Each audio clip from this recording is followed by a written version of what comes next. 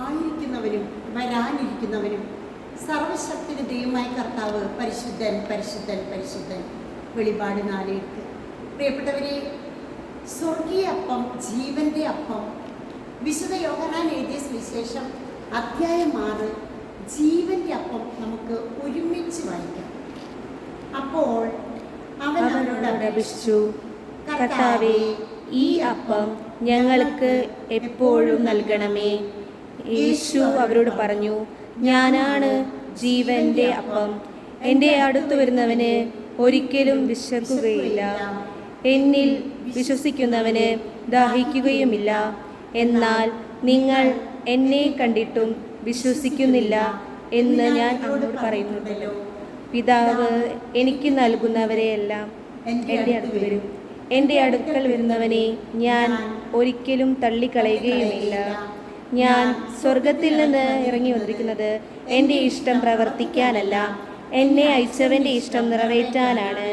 അവിടുന്ന് എനിക്ക് നൽകിയവരിൽ ഒരുവനെ പോലും ഞാൻ നഷ്ടപ്പെടുത്താതെ അന്ത്യദിനത്തിൽ ഉയർപ്പിക്കണമെന്നതാണ് എന്നെ അയച്ചവൻ്റെ ഇഷ്ടം.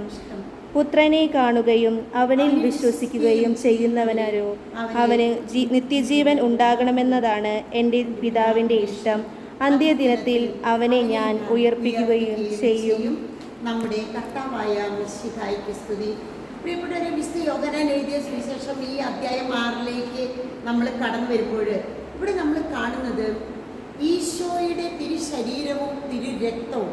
അധ്യായം 6 നമ്മളിപ്പോൾ വായിച്ചു കേട്ടത് നമ്മൾ ഒരിക്കൽ കൂടെ മനനം ചെയ്യുമ്പോൾ നമുക്ക് കാണാം. ഒന്നാമതായി ദൈവത്തിൻ്റെ അപ്പം സ്വർഗത്തിൽ നിന്ന് വന്നതാണ്. എന്താണ് നമ്മൾ പറഞ്ഞത്? ദൈവത്തിൻ്റെ അപ്പം സ്വർഗത്തിൽ നിന്ന് വന്നതാണ്.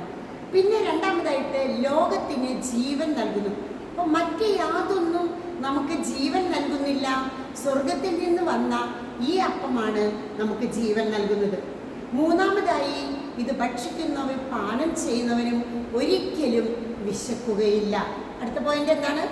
ഒരിക്കലും വിശക്കുകയില്ല. അടുത്തത് ഒരിക്കലും ദാഹിക്കുകയില്ല.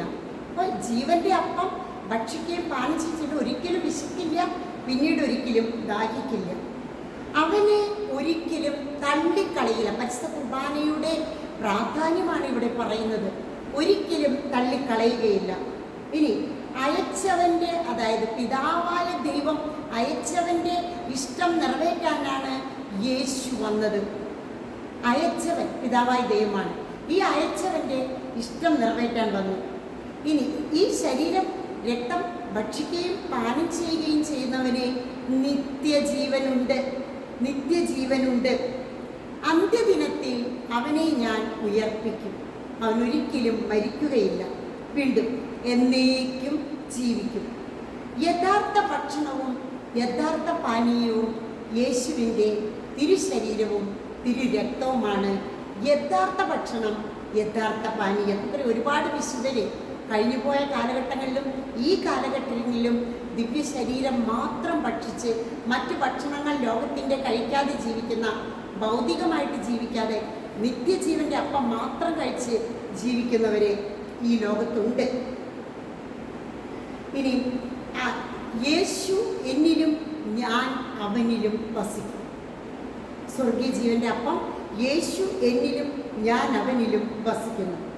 ആത്മാവാണ് ജീവൻ നൽകുന്നത്, ശരീരം ഒന്നിനും ഉപകരിക്കുന്നില്ല. യേശു പറഞ്ഞ വാക്കുകൾ ആത്മാവും ജീവനുമാണ്. യോഹന്നാൻ എഴുതിയ സുവിശേഷം അധ്യായം 6 ഇത്രയും 12 പോയിന്റ്സാണ്, 12 സന്ദേശങ്ങളാണ്, 12 അനുഗ്രഹങ്ങളാണ് നമുക്ക് വേണ്ടി ദൈവം കാഴ്ചവെച്ചത്.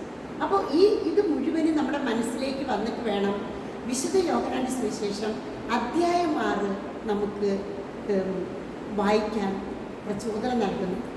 ആമേൻ.